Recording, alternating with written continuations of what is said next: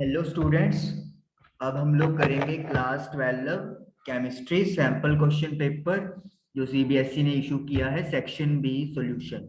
हम लोग फोर्थ और फिफ्थ क्वेश्चन कर चुके हैं और अब हम लोग क्वेश्चन नंबर 6 डिस्कस करने वाले हैं।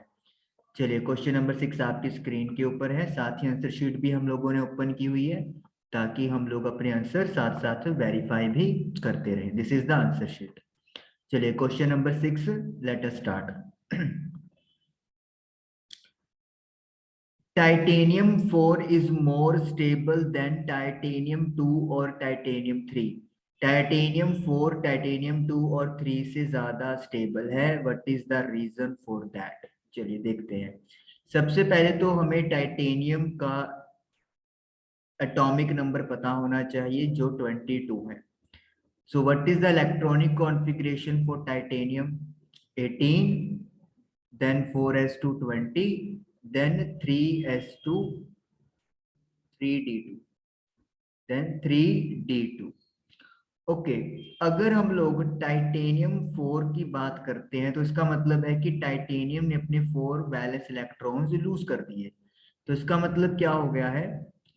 टाइटेनियम की जो कॉन्फ़िगरेशन है वो आर्गॉन बन गई है, यानी कि ये एक नोबल एलिमेंट की इलेक्ट्रॉनिक कॉन्फ़िगरेशन है।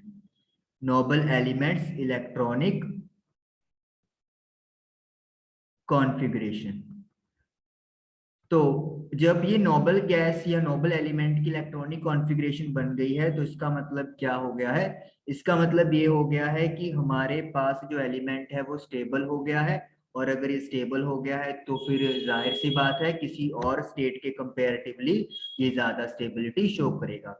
इन्होंने कंपेयर करने को लिए बोला है 3 से, तो 3 में देखेंगे 3d1 बच जाएगा और 2 में 3d2 बच जाएगा, जो कि अनस्टेबल कॉन्फ़िगरेशन है as compare to titanium 4 positive. तो इसीलिए नोबल एलिमेंट की कॉन्फ़िगरेशन शो होने की वजह से titanium 4 positive is more stable. तो ये आपके 6th क्वेश्चन का फर्स्ट पार्ट डन हो गया। बी पार्ट देखिए क्या है। In case of transition elements यानी कि डी ब्लॉक के एलिमेंट्स जो है, ions of the same charge, अगर आइंस हैं जिनके ऊपर सेम चार्ज है, जैसे सपोज करो 2 पॉजिटिव है या फिर सभी पे 3 पॉजिटिव है, तो उनके ऊपर इन अ गिवन सीरीज मतलब या तो 3d उठा लो या 4d या 5d या 6d, show progressive decrease in radius. इनका डिक्रीज होता रहता है रेडियस, यानी साइज स्मॉल होता रहता है with increasing atomic number. Atomic number increase होने के साथ साथ वाई आइंस की बात हो रही है और साथ में बात हो रही है एक सीरीज में। इन अ सीरीज, जब आप सीरीज की बात करते हैं तो इसका मतलब क्या है? हम लोग एक पीरियड में जा रहे हैं फ्रॉम लेफ्ट टू राइट। हम लोग लेफ्ट टू राइट यहाँ पर मूव कर रहे हैं। तो जब आप आइंस की बात कर रहे हैं या चार्ज जो है वो पॉजिटिव चार्ज उसके ऊपर अपीयर हो जाएगा, तो इसमें क्या होता है कि एटॉमिक नंबर इंक्रीज होता है। लेफ्ट टू राइट जाते हुए एटॉमिक नंबर क्या हो जाता है? इंक्रीज। एटॉमिक नंबर इंक्रीज का मतलब क्या है? नंबर ऑफ प्रोटॉन्स इंक्रीज हो गए। अगर नंबर ऑफ प्रोटॉन्स इंक्रीज हो गए तो यानी कि जो न्यूक्लियर चार्ज है वो क्या होता जाएगा? इंक्रीज होता जाएगा। पॉजिटिव चार्ज इंक्रीज हो रहा है। इसके अलावा जो इलेक्ट्रॉन्स फिल हो रहे हैं वो हमारे डी शेल में फिल हो रहे हैं, डी सब शेल में। More over d sub shell is filled up. तो डी सब शेल में इलेक्ट्रॉन फिल हो रहे हैं which is having poor shielding effect, जिसका शील्डिंग इफेक्ट पुअर है। मतलब न्यूक्लियस से वो क्या नहीं प्रोटेक्ट कर सकता? वैलेंस इलेक्ट्रॉन्स को प्रोटेक्ट नहीं कर सकता, which has poor shielding effect. अब अगर शील्डिंग इफेक्ट पुअर है तो न्यूक्लियस जो है वो वैलेंस इलेक्ट्रॉन को स्ट्रांगली अपने वाल अट्रैक्ट कर लेगा, और जब स्ट्रांगली अपनी तरफ अट्रैक्ट कर लेगा इसका मतलब क्या होगा? जो एटॉमिक साइज है या एटॉमिक जो रेडियाई है वो क्या होने वाला है? डिक्रीज होने वाला है। तो ये दोनों फैक्टर्स मिलके जो साइज है या जो रेडियस है वो डिक्रीज करेंगे along a series from left to right. तो इसी वजह से ये हमारा जो है आपको साइज डिक्रीज देखने को मिलता है। चलिए बी पार्ट हमारा हो गया। Now let us see C part. Zinc is comparatively a soft metal. Zinc एक सॉफ्ट मेटल है कंपैरेटिवली आयरन एंड क्रोमियम, और जबकि आयरन और क्रोमियम टिपिकली हार्ड होते हैं। बाय आयरन का जो एटॉमिक नंबर है दैट इज 26, और आयरन की कॉन्फ़िगरेशन है argon, then 4s2 20 and then 3d6।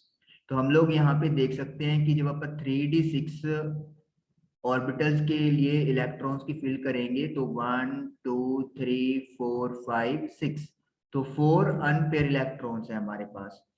Iron के बाद उन्होंने क्रोमियम की बात की है। क्रोमियम का एटॉमिक नंबर है 24, that is argon, then this is 20 और दिस इज 24।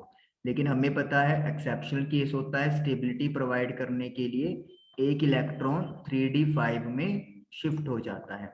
तो यहाँ पे जो D है उसमें 5 इलेक्ट्रॉन आ जाएंगे, हर ऑर्बिटल में एक एक इलेक्ट्रॉन। तो यहाँ पे नंबर ऑफ अनपेयर इलेक्ट्रॉन्स की वजह से जो एंथैल्पी ऑफ एटोमाइजेशन है वो बहुत हाई है आयरन और क्रोमियम के लिए। नंबर ऑफ इलेक्ट्रॉन्स जिसकी वजह से क्या है यहाँ पे एंथैल्पी ऑफ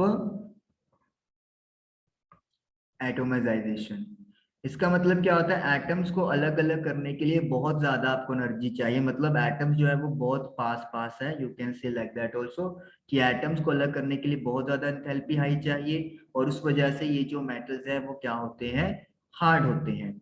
लेकिन जब हमने जिंक की बात करनी है, जिंक का एटॉमिक नंबर होता है जी 30। 30 होने का मतलब ये है कि इसमें डी और एस दोनों सबशेल कंप्लीटली फिल्ड होते हैं। इस तरीके से ये 3D हो गया है completely filled in case of zinc. यहाँ पे आप देख सकते हो कि नंबर ऑफ अनपेयर इलेक्ट्रॉन 0 है। अनपेयर इलेक्ट्रॉन 0 होने की वजह से जो एंथैल्पी ऑफ एटोमाइजेशन है, enthalpy of atomization that is low, तो वो लो है। इसीलिए जो जिंक होता है वो एक सॉफ्ट मेटल है as compare to iron and chromium. तो इसी वजह से जिंक कंपैरेटिवली सॉफ्ट मेटल होता है, और इसी वजह से इनका मेल्टिंग पॉइंट और बॉइलिंग पॉइंट भी स्मॉल होगा। अगर आपको मेल्टिंग और बॉइलिंग पॉइंट की भी बात की जाए तो उसका भी आंसर सेम आएगा।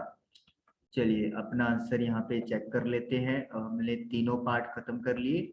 Late us match the answers. Yes, तो titanium is having electronic configuration this, तो यस आप देख सकते हो कि वही यहाँ पे बात हो रही है। सेकंड में यहाँ पे दिया हुआ है nuclear charge increases by the, yes second भी आप लोगों का करेक्ट है। थर्ड है आयरन क्रोमियम का आई एंथैल्पी ऑफ एटोमाइजेशन है क्योंकि पेयर इलेक्ट्रॉन है। लेकिन जिंक का ठीक है जी, ओके तीनों पार्ट्स करेक्ट हैं। तो इस तरीके से क्वेश्चन नंबर 6 आप लोगों का डन हो गया। प्रॉपर रीजनिंग वहां पे लिख के आनी है, then only you will get full marks. Question number 7 an alkene A जिनका मोलिकुलर फॉर्मूला C5H10 है, ऑन ओजोनोलिसिस, ओजोनोलिसिस होने के बाद मिक्सचर देता है टू कंपाउंड्स का B and C। Compound B gives positive Fehling test, compound B ने Fehling test positive दिया है, and also forms form on treatment with iodine and sodium hydroxide, और साथ में आयोडोफॉर्म भी बनाता है अगर आयोडीन और सोडियम हाइड्रोक्साइड के साथ रिएक्ट करवाया जाए। Compound C does not give Fehling test, compound C ने फैलिंग टेस्ट नहीं दिया लेकिन वो आयोडोफॉर्म बनाता है। आइडेंटिफाई करें ए बी और सी को, रिएक्शन लिखें और ओजोनोलिसिस की भी और आयोडोफॉर्म की भी जो बी और सी से बनते हैं।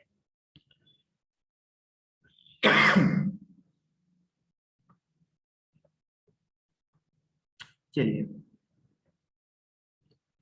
तो अब हम लोगों को करना क्या है यहाँ पे, बहुत सारी चीजें यहाँ पे आ गई हैं। सबसे पहले तो हमें देखिए ओजोनोलिसिस के बारे में पता होना चाहिए।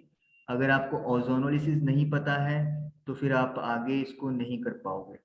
तो मैं आपको पहले ये सारे कंसेप्ट बताता हूँ, ओजोनोलिसिस, फैलिंग और आइडोफोम। फिर उसके बाद हम लोग जो क्वेश्चन पूछा हुआ है उसकी बात करेंगे। ओजोनोलिसिस में क्या चीज होती है, आपके पास जैसे यहाँ पे एल्कीन की बात की है, तो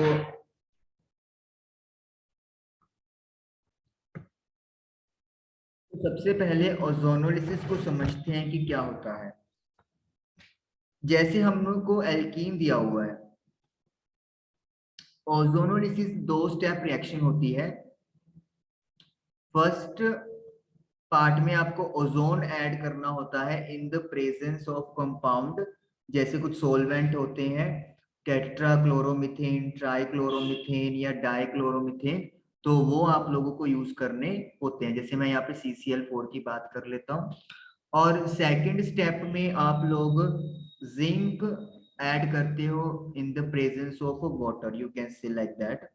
तो इससे क्या होता है, जो एल्कीन होता है वो दो आपको प्रोडक्ट देता है। वो प्रोडक्ट सेम भी हो सकते हैं, डिफरेंट भी हो सकते हैं। और वो प्रोडक्ट आपका होता है या तो दोनों एल्डिहाइड मिलते हैं, या दोनों कीटोन मिलेंगे, या फिर एक एल्डिहाइड और एक कीटोन। डिपेंड करता है कि एल्कीन आपका कौन सा है। फर्स्ट स्टेप में ओजोन ऐड होती है एल्कीन में, और सेकंड स्टेप में रिडक्शन होता है।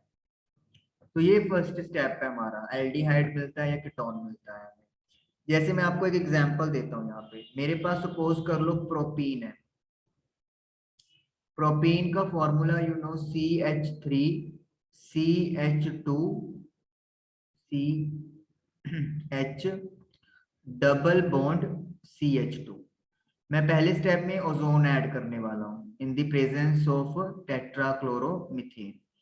तो उससे क्या होगा, ये जो आप लोगों को डबल बॉन्ड दिख रहा है, ये डबल बॉन्ड हट जाता है, और इस तरीके से जो ऑक्सीजन के 3 एटम्स हैं वो अटैच हो जाते हैं। जिन्होंने +1 में किया हुआ है उनको याद भी होगा, और वो या उनको पता भी होगा कि क्या चीज हो रही है। फिर हम लोग जिंक के साथ रिएक्शन करवाते हैं in the presence of water, तो रिडक्शन हो जाता है। अब उसमें रिडक्शन में देखिए होता क्या है कि कार्बोनिल ग्रुप आता है। कार्बोनिल ग्रुप क्या होता है, C double bond O। Aldehyde भी हो सकता है और कीटोन भी हो सकता है।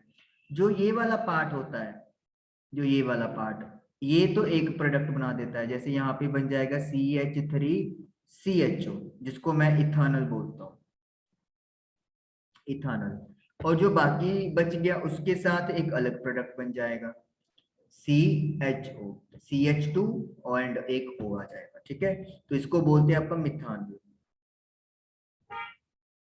तो इस तरीके से मतलब क्या हो रहा है कि आप लोग देख सकते हो कि हम लोग 2 प्रोडक्ट बनाते हैं। मतलब एक चेन अलग हो जाता है और एक चेन का पार्ट अलग हो जाता है। जहां पे भी आपको ऐसा ट्रायंगल टाइप मिले, वो हिस्सा अलग कर दो और दूसरा हिस्सा अलग हो जाता है। ये एक स्टेप होता है। अब हमारे पास एल्कीन जो उन्होंने दिया हुआ है C5H10, यानी कि उसको भी जब एजोनोलिसिस करेंगे तो या तो हमें दोनों एल्डिहाइड मिलेंगे, या दोनों शायद कीटोन मिल जाए, या फिर हो सकता है एक एल्डिहाइड और एक कीटोन मिले। वो डिपेंड करता है कि आगे हमारे पास क्या इंफॉर्मेशन है। तो पहला तो ओजोनोलिसिस आप लोगों को क्लियर होना चाहिए कि हमें डबल बॉन्ड एल्कीन जो होता है वो कन्वर्ट हो जाता है कार्बोनिल ग्रुप में। बस आप लोग फिलहाल ये याद रखें। चलिए क्वेश्चन में आगे देखते हैं क्या है।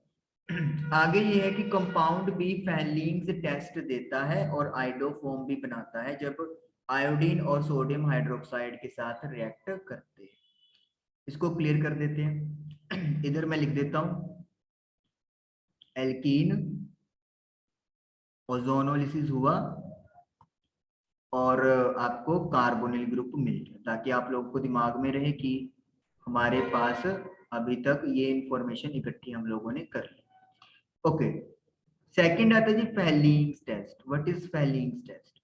अब आपको अपनी बुक के अकॉर्डिंगली क्या याद रखना है। फैलिंग टेस्ट जो होता है वो आपके एल्डिहाइड के एक्सट्रैक्शन के लिए होता है कि किसी कंपाउंड में एल्डिहाइड ग्रुप है या नहीं है। उसके लिए हम लोग फैलिंग टेस्ट का यूज कर सकते हैं।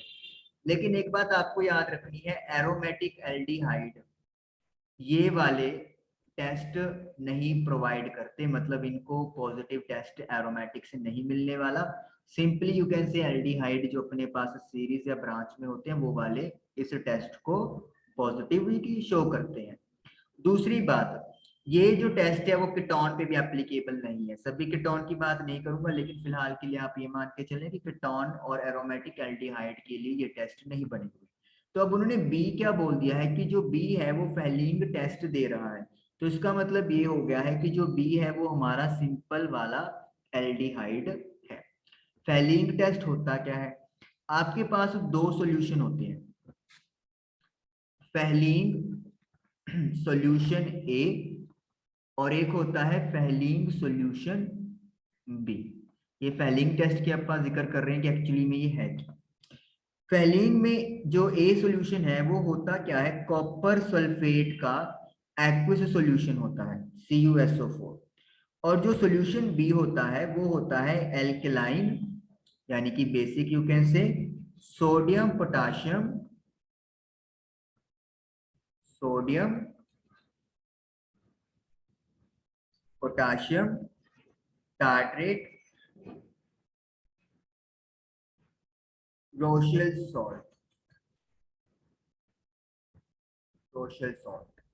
तो दिस इज सॉल्यूशन बी। तो ये होता है, इन दोनों सॉल्यूशन को मिक्स किया जाता है इक्वल अमाउंट में, और फिर जो आप लोगों का सॉल्यूशन बन जाता है उसे फेलिंग सॉल्यूशन बोलते हैं हम लोग। और उसकी टेस्टिंग करवाई जाती है गिवन कंपाउंड से, जैसे एल्डिहाइड है, कीटोन है, तो फिर वो उसके अकॉर्डिंगली हमें पॉजिटिविटी या नॉट पॉजिटिव टेस्ट देता है। टेस्ट की रिएक्शन लिख देता हूँ यहाँ पे। जैसे सपोज करो आपके पास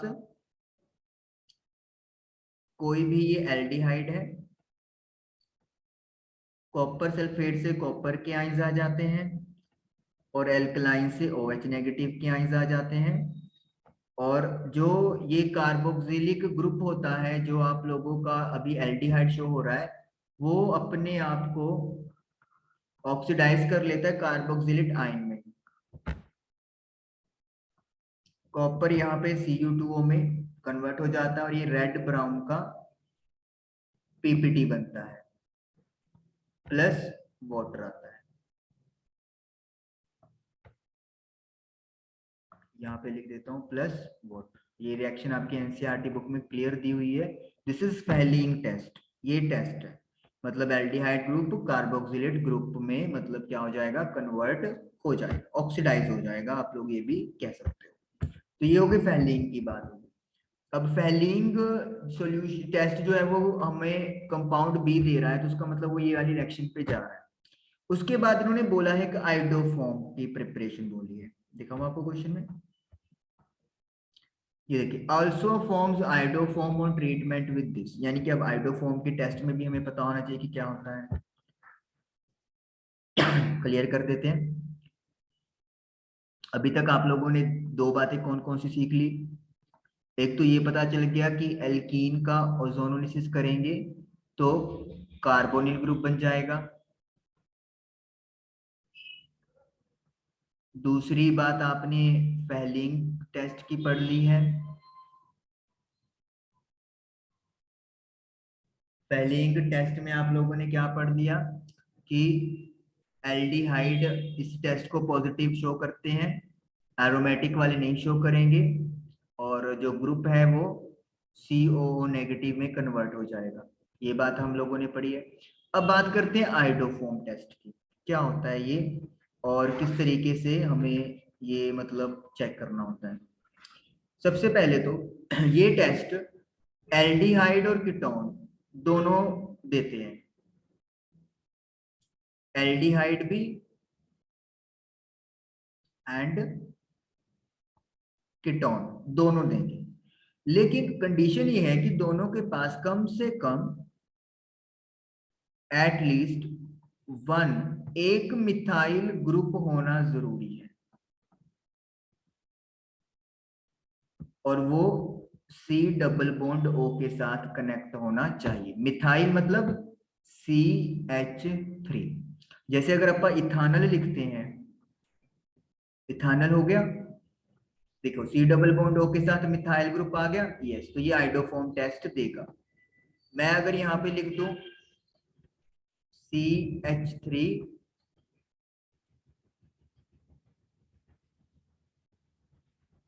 CH2 C double bond OH प्रोपानल, क्या ये आइडोफॉर्म टेस्ट देगा? ये नहीं देगा, क्योंकि डबल बॉन्ड के साथ यहाँ पे C2H5 लगा हुआ है इथाइल ग्रुप, जबकि इन्होंने पूछा क्या है, मिथाइल होना चाहिए। तो जब भी एल्डिहाइड या कीटोन के साथ कम से कम एक मिथाइल ग्रुप लगा होगा C डबल बॉन्ड O के साथ, तो वो आइडोफॉर्म टेस्ट देगा। तो इसका मतलब क्या है, जो कंपाउंड बी है उसके पास एक methyl group C double bond O के साथ अटैच है। इसकी रिएक्शन मैं आपको लिख के दिखाता हूँ।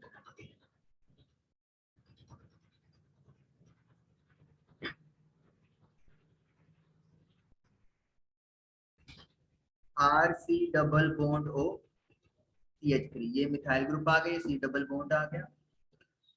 हमें करवाना है आइडोफॉर्म टेस्ट। तो आइडोफॉर्म मतलब CH3 हमारे पास कंपाउंड बनेगा।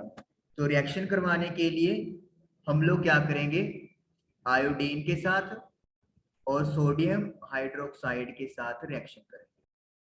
आपकी बुक में इसको इकट्ठा करके लिख दिया है NaOX। अगर आप अपनी एनसीईआरटी फॉलो करोगे तो वो डायरेक्टली NaOX लिख रहे हैं, जो बेसिकली इन दोनों से मिलके बना हुआ कंपाउंड है, आप ये कह सकते हो। जब ये रिएक्शन होगा तो जो प्रोडक्ट आपको मिलेंगे, एक तो आइडोफॉर्म ही मिलेगा आपको,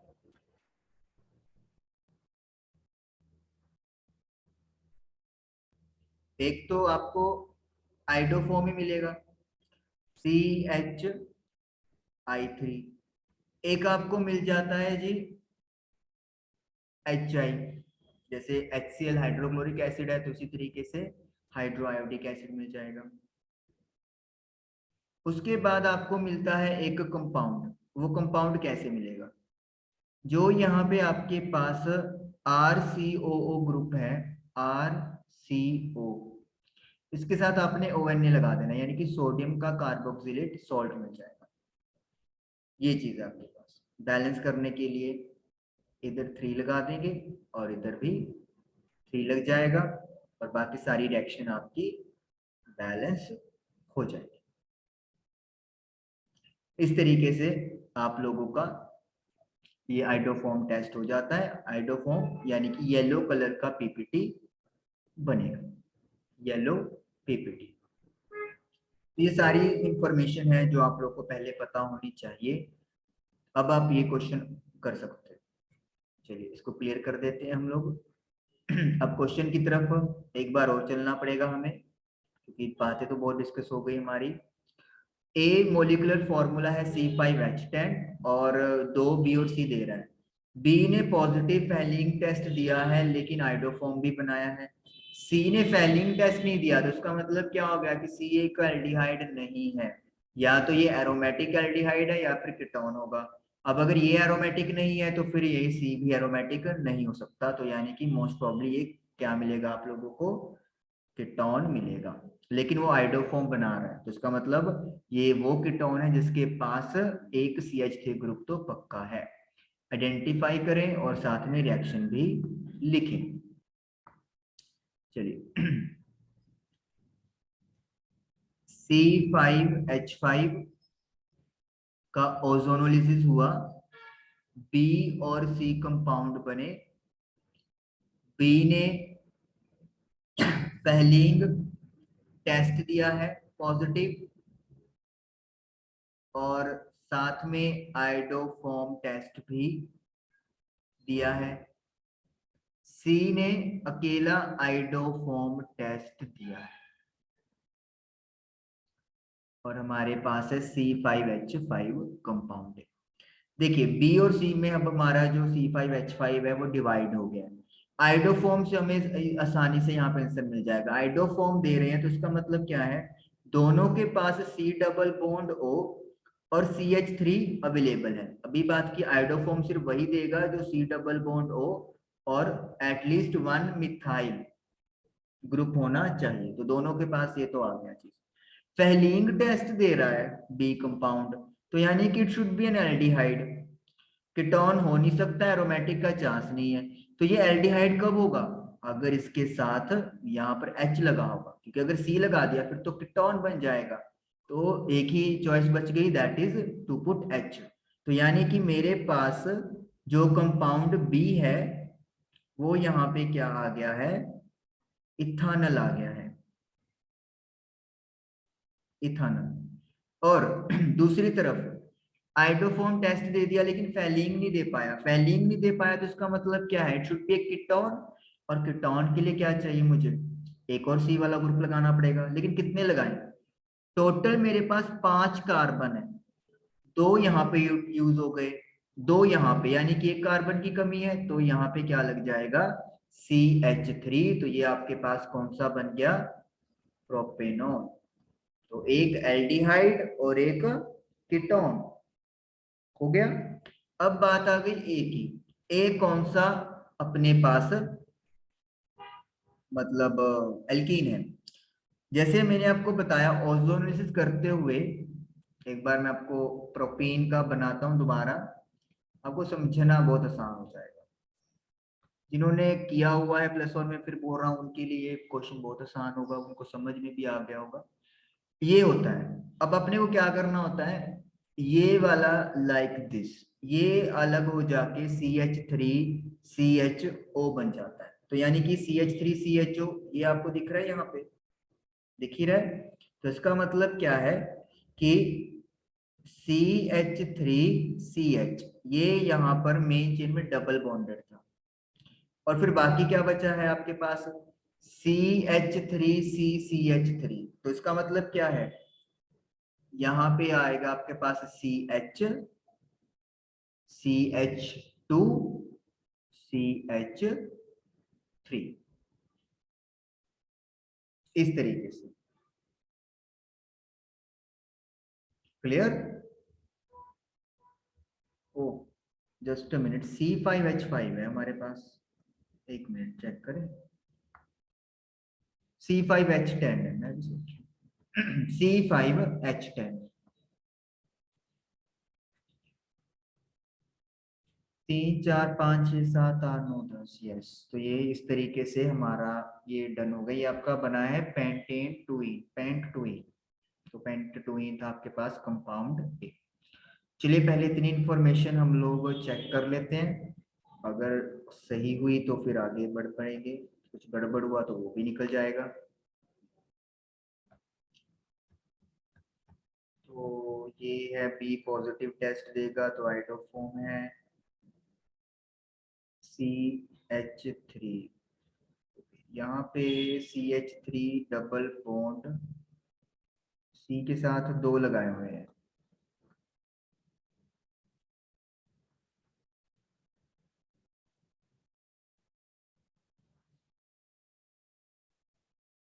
सॉल्यूशन में यहाँ पे C then CH3 CH3 like this, ऐसे बनाया हुआ है हमारे पास कंपाउंड ए।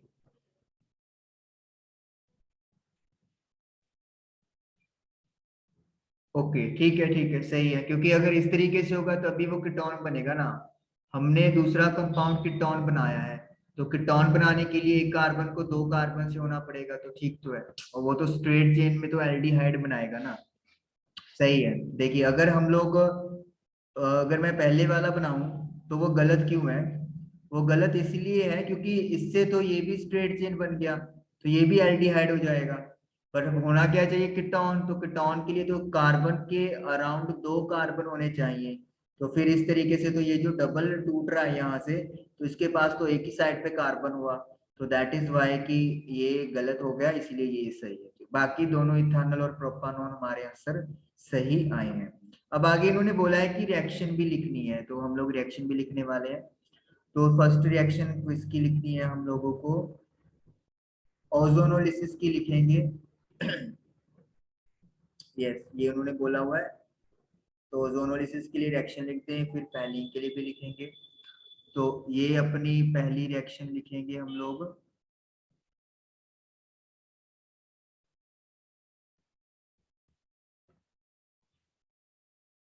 तो स्टेप्स में होती है, तो पहले स्टेप में लिख देंगे ozone in the presence of CCl4, और सेकंड स्टेप में जिंक विद वाटर। तो ये हमारे पास दो कंपाउंड बन गए, इथानल एंड प्रोपान। देखिए आप देख सकते हो ना कि यहाँ पे टूटा है तो यहाँ पे डबल बॉन्ड ओ लगेगा, तो वो तभी आएगा ना प्रोपानोन अगर दोनों तरफ कार्बन होगा। अब ये तो हो गया ओजोनोलिसिस वाली रिएक्शन होगी फर्स्ट। अब है फैलिंग सॉल्यूशन वाली। फैलिंग टेस्ट में क्या है, जो रिएक्शन अपन ने लिखी थी उसी में बस थोड़ा सा चेंज कर देंगे। हमें पता है कि इथानल रिएक्ट करेगा। इथानल की रिएक्शन किसके साथ करनी है मुझे, फैलिंग सॉल्यूशन जिसमें कॉपर के आयंस हैं और साथ में बेस के हैं। तो ये जो ग्रुप है ये कन्वर्ट हो जाएगा कार्बोक्सिलिक आयन में, plus red PPT, red brown PPT बनेंगे कॉपरस ऑक्साइड के, और प्लस वाटर की फॉर्मेशन होगी 3। बैलेंस कर दो यहाँ पे और यहाँ पे 2 लगा दो। This is red brown PPT. अगर सेकंड की बात करेंगे प्रोपानोन, क्योंकि वो कीटोन है तो इसीलिए वो ऐसा कुछ भी रिएक्शन नहीं देने वाला। तो यहाँ पे हम लोग सिंपली क्या लिख देंगे, नो रिएक्शन, कोई रिएक्शन नहीं होगा। ओके, तीसरा है आइडोफॉर्म टेस्ट। आइडोफॉर्म टेस्ट दोनों ही देंगे, तो दोनों के लिए रिएक्शन लिखी जाएंगी हमारी। पहले आप इथानल के लिए लिख लेते हैं CH3COH। एक तो आपको करवानी होती है रिएक्शन I2 के साथ और एक सोडियम हाइड्रोक्साइड के साथ। हाइड्रोफॉर्म तो बनेगा ही बनेगा, प्लस HI बन जाएगा प्लस बन जाएगा आपके पास CH3, नहीं CH3 नहीं बनेगा, सॉरी CH3 तो यूज ही हो गया, C double bond ON। Balance कर दो, 3 इधर आ जाएगा, इधर 3 आ जाएगा, और इस तरीके से ये आप लोगों का डन हो गया। ये हो गया इथानल के लिए। नाउ प्रोपानोन, देखो प्रोपानोन में भी सेम कंडीशन सेटिस्फाई हो रही है, एटलीस्ट 1 मिथाइल ग्रुप मांगा था, लेकिन यहाँ पे तो दोनों 2 ग्रुप आ गए मिथाइल, तो बहुत अच्छे से हाइड्रोफॉर्म टेस्ट मिलने वाला है। CHI3, this is your iodoform. 3HI same चीज है, वही चीज करते हैं यहाँ पे भी बैलेंस में। अब एक CH3 तो यूज हो गया, तो जो बच गया है उसके साथ लिख देंगे CH3 C double bond ONA। तो इस तरीके से हमारे पास जो है रिएक्शन कंप्लीट हो गई है। क्वेश्चन नंबर 6 हमारा डन हो गया है। जस्ट क्वेश्चन नंबर 6 हमारा डन हो गया है और क्वेश्चन नंबर 7 भी डन हो गया है। Thank you for watching the video.